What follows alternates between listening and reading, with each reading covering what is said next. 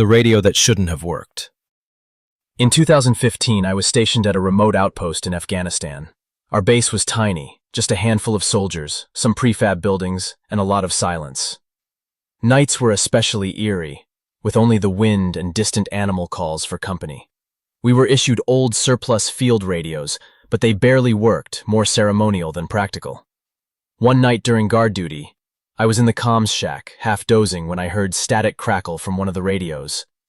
That thing hadn't picked up a signal in months. Then, through the static, I heard it. Someone whispering coordinates. Not just any coordinates, but a location about 400 meters outside the base. I tried contacting command. Nothing. My squad leader, Jackson, thought it was just interference, maybe from insurgent equipment. Still, we couldn't ignore it, so we geared up and headed out. We moved silently, scanning every direction. The coordinates led us to a dried-out riverbed, and that's when we found it, an old half-buried Soviet-era radio. Still running, still whispering. Except, the voice it broadcast wasn't Russian, it was American, and it was using our call signs. Ones only we knew. We brought it back. The next night, same time, same whispering voice. But this time, it said names, our names, one by one. Then it said Jackson's, and then, a sound like choking. That night, Jackson didn't wake up. No wounds, no signs of struggle, just gone, face frozen in terror. We destroyed the radio, smashed it with a sledgehammer and buried it. It still transmitted the next night. The screams beneath Fort Denver. I was stationed at Fort Denver in Colorado, a training base with decades of history. There were always rumors among soldiers about tunnels beneath the base, built during the Cold War, supposedly sealed off. One night, I pulled overnight duty in the security room. A motion sensor tripped in a hallway that hadn't been used in years. I figured it was a rat or bad wiring. Still, protocol said I had to check. The hallway was freezing cold. Lights flickered overhead. At the end was a locked door with a broken security pad. Oddly, it was slightly ajar. Inside was a staircase, descending into pitch black. I radioed my superior. No response. I thought maybe he was pranking me, so I went down. The deeper I went, the colder it got. And then, I heard it. Screaming. But not normal screams. It was layered, like multiple people in agony, overlapping. Male, female, young, old, all together. And worst of all, it was beneath me, below the bottom of the staircase.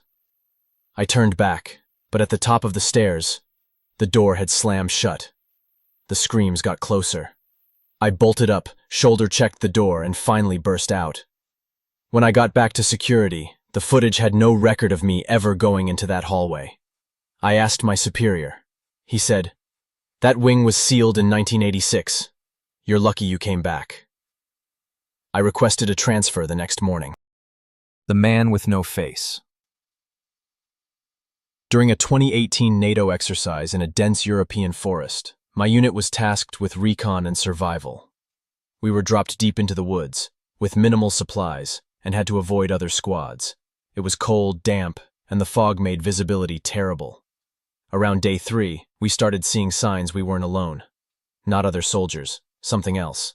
Carvings on trees that didn't match any unit code, strange piles of stones arranged in perfect circles, and the sound of footsteps pacing around our camp at night. Then, one of our guys, Mendoza, vanished. His gear was left behind, perfectly arranged. That's when panic set in. We broke protocol and radioed HQ. They said no other squads were in our sector. That night I saw him, or it, standing just beyond the tree line, wearing a uniform like ours, but wrong. The patches were faded, like they'd been exposed for decades, and the face, there wasn't one. Just skin stretched smooth over where features should have been. When I blinked, he was gone. Over the next 2 days, others started seeing him. And each time, someone would go missing the following night, like clockwork. We were extracted early. Command said the mission was compromised. We weren't debriefed. We weren't even allowed to talk about it. Weeks later, I got a message from another squad that had trained there the year before. They'd lost 4 guys in the same area. They'd seen the same faceless man.